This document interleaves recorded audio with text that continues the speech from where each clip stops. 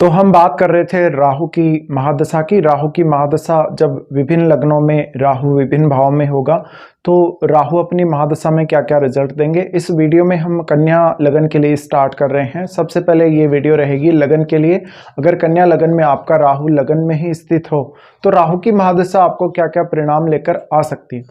देखिए, कन्या लगन है तो 6 नंबर राशि है और कन्या लगन यानी काल पुरुष के हिसाब से ये छठे भाव की राशि 6 नंबर बुध की राशि। तो आपको बुध को देखना बहुत महत्वपूर्ण हो जाएगा अगर राहु आपका लगन में है और दशा आ रही है तो, क्योंकि राहु का जो डिस्पोजिटर है वो बुध है और फिर राहु शनिवत चलते हैं। तो आपके चार्ट में शनि को देखना बहुत इंपॉर्टेंट है।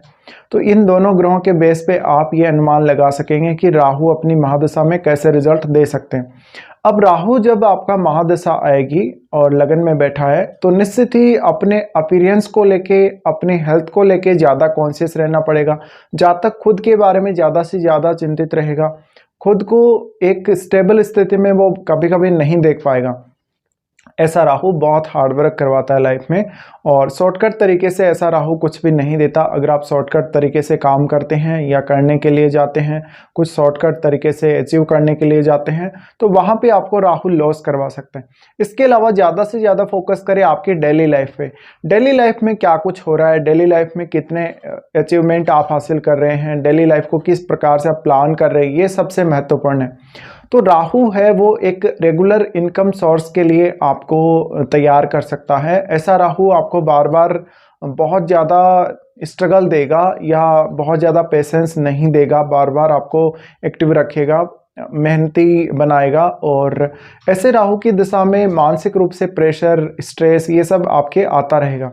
राहु लगन में है तो ऐसा राहु आपको चिंता देता है आपकी एक सेल्फ इमेज क्रिएट करने के लिए और निश्चित ही आपको ऐसे राहु की दशा में ज़्यादा से ज़्यादा खुद की पर्सनल लाइफ और डेली लाइफ पे ज़्यादा फोकस करके चलना चाहिए। फिर ऐसा राहु बार बार चांस बनाता है कि आपका माइंडसेट ऐसा बनाता है कि आपको रेगुलर इनकम हासिल करना है, आपको कोई ऐसा काम है बहुत रेगुलर रखना है, रेगुलर करना है जहां से आप कुछ ना कुछ अचीव कर रहे हैं। भले ही तो आपको बहुत ज़्यादा संतुष्टि मिल रही है या आप कोई ना कोई इनकम प्राप्त कर रहे हैं, धन प्राप्त कर रहे हैं वहां से। फिर राहु लगन में है तो ये आपकी पब्लिक इमेज को भी शो करता है, आप किस प्रकार से अपने आप को दिखाते। तो कुछ हद तक ऐसा राहु वाला जातक वो अपने आप को शो बहुत ज़्यादा करेगा और हालांकि आपको हेल्थ को लेके ज़्यादा दिक्कत यहाँ राहु दे सकता है। फिर राहु की अगर हम दृष्टियों की बात करेंगे तो राहु पंचम भाव को देखते हैं। पंचम भाव को जहाँ राहु की दृष्टि पड़ती है, मकर राशि को यहाँ राहु देखते तो शनि की राशि है और शनि की राशि को देखना राहु के लिए बहुत ज़्यादा इम्पोर्टेंट है। ऐसे में राहु आपको संतान के लिए बहुत ज़्यादा चिंता देता है। ऐसा राहु है तो कुछ हद तक क्रिएटिविटी, कुछ नया सीखने, इन सब में काफ़ी फायदा देता है। राहु यहाँ ज़्यादा से ज़्यादा आपको चपल, चालाक या चतुर बनाएगा। ऐसा राहु बहुत ज़्यादा कनिंग नेचर का आपको बनाता है। राहु पंचम भाव को देख रहे तो बार बार जातक को ऑब्सेशन देगा, कुछ नया सीखने, कुछ नया करने, कुछ क्रिएटिव करने के लिए प्रेरित करेगा। और क्योंकि 10 नंबर राशि आपके पंचम भाव में है तो पंचम भाव से जुड़े हुए कार्यों से, पंचम भाव से जुड़े हुए कोई भी चीज़ से जातक कभी भी सेटिस्फाई नहीं रह सकता। ऐसे जातक को अपनी संतान से कभी कभी कष्ट हो सकता है, संतान से वो बहुत ज़्यादा असंतुष्ट रह सकता है। ऐसे जातक का किसी से प्रेम संबंध हो तो प्रेम संबंधों में भी काफ़ी ज़्यादा उतार चढ़ाव आने की संभावना है। राहु पंचम भाव को देख रहे हैं तो ऐसे में जातक थोड़ा ज़्यादा स्पेकुलेटिव हो सकता है, वो अपने पर्सनल लाभ, धन लाभ के लिए कोई भी तरीका अपना सकते हैं। ऐसा राहु बार बार आपको इलीगल तरीकों को अपनाने के लिए प्रेरित करेगा, शॉर्टकट रास्ते अपनाने के लिए प्रेरित करेगा। बाद में राहु आपको ये सीख देगा कि वास्तव में आपको लालच से बचना चाहिए, इलीगल तरीका नहीं अपनाना चाहिए, क्योंकि जब आपको नुकसान हो जाएगा उसके बाद आप यहाँ पे चेतेंगे। तब तक जब तक आपको नुकसान नहीं होता आप रेगुलर कोई ना कोई प्रकार से गलत कार्य करते चले जाएंगे। तो यहाँ पे सबसे जरूरी है आप अपने आप को सुधारें। राहु की महादशा में आपको काफ़ी सारे मौके मिलते हैं खुद को संभालने के, खुद को एडजस्ट करने के, खुद को एक ऐसी कंडीशन में लेकर जाने के जहाँ से आपका रेपुटेशन, आपका नेम फेम काफ़ी हाई हो सकता है।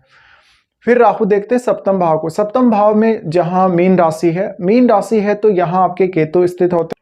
यहाँ राहु हमेशा आपको कुछ ना कुछ नए रिलेशनशिप के लिए वो आपको ऑब्सेस्ड करेगा और ज़्यादा से ज़्यादा तनाव देगा रिलेशनशिप में। आप अपने जीवन साथी से शायद ही संतुष्ट हों। इसके अलावा ऐसा राहु जब सप्तम भाव को देखता है तो आपकी कभी कभी बहुत ही फेक इमेज क्रिएट करता है लोगों के सामने, और लोग बहुत जल्दी आपको समझ नहीं पाएंगे। राहु का सप्तम भाव को देखना आपको बिजनेस में लॉस करवा सकता है, बिजनेस में कोई गलत तरीके से पार्टनरशिप करवा सकता है। साथ ही ऐसा राहु जीवन साथी के स्वास्थ्य के लिए अच्छा नहीं है। जीवन साथी को स्वास्थ्य के दृष्टिकोण से देखा जाए तो काफ़ी ज़्यादा परेशानियों का सामना करना पड़ सकता है। तो यहाँ पे एक तरीके से राहु आपको सेल्फिश बना सकता है। आप अपने जीवन साथी की केयर नहीं करेंगे, आप सामने कोई भी पब्लिक में आपके सामने कोई भी व्यक्ति आएगा उसकी केयर नहीं करेंगे, आप हमेशा एक सेल्फिश व्यक्ति की तरह व्यवहार करेंगे। सप्तम भाव को भी राहु द्वारा देखा जाना हम उतना अच्छा यहाँ नहीं मानेंगे। इसके बाद राहु देखते हैं नाइन्थ हाउस को। नाइन्थ हाउस को जब राहु देखते हैं, यहाँ शुक्र की राशि वृषभ राशि के भाव को राहु देखते हैं, तो वृषभ राशि अगर है तो जातक को ज़्यादा से ज़्यादा ट्रेवल, ज़्यादा से ज़्यादा लाइफ में बिजी रहने से फ़ायदा होगा।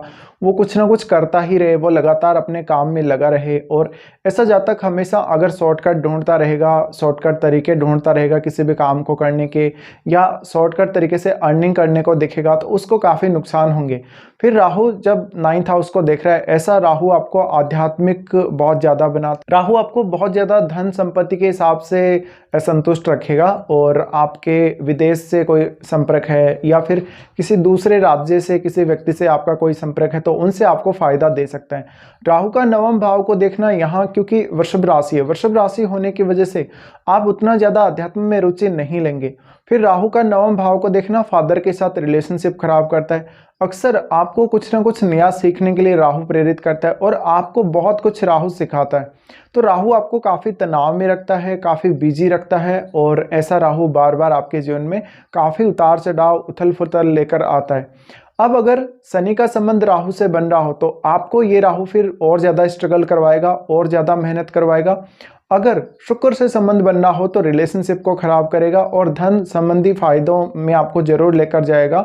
आपको एक अच्छी स्थिति में लेकर राहु जाएगा, और हमेशा राहु आपको धन संबंधी फायदों के लिए ऑब्सेस्ड रखेगा। फिर आप देख लीजिए, अगर बुध से राहु का संबंध है तो बुध से राहु का संबंध होने की वजह से बहुत ज़्यादा चालाक या बहुत ज़्यादा अच्छा निर्णय लेने वाला जातक, बहुत ही चतुर जातक, जो दूसरों का फायदा बहुत जल्दी उठाता हो, ऐसी स्थितियां बनाएगा। अब किसी भी ग्रह से, जिस भी प्रकार के ग्रह से राहु संबंध बनाएगा, उसके गुणों को आप बढ़ाकर देख सकते हैं। जैसे कि अगर चंद्रमा से संबंध बना रहे राहु, तो निश्चित ही चंद्रमा से संबंध होने की वजह से ज़्यादा ऑब्सेशन, ज़्यादा मानसिक रूप से परेशानी, पीड़ा या मानसिक स्वास्थ्य के दृष्टिकोण से आप में ज़्यादा उतार चढ़ाव देगा। तो ये कुछ रिजल्ट्स रहेंगे राहु की दशा के। अब राहु की दशा डिपेंड करता है आपको कौन सी एज पीरियड में आ रही। अगर हो सकता है शुरुआती एज पीरियड या लेटर एज पीरियड में आ रही है तो ये स्वास्थ्य को लेकर ज़्यादा आपको परेशानी देगा, मेंटल स्ट्रेस देगा ओल्ड एज में। साथ साथ आपको उतना पॉपुलर नहीं बनाएगा राहु, लेटर एज में भी उतना पॉपुलर नहीं बनाएगा। अगर किसी जातक को मिड एज में ऐसी दशा आती है तो इस बात की प्रबल संभावना है या प्रबल चांसेस हैं कि जातक को ज़्यादा से ज़्यादा सफलता राहु दिला सकते हैं।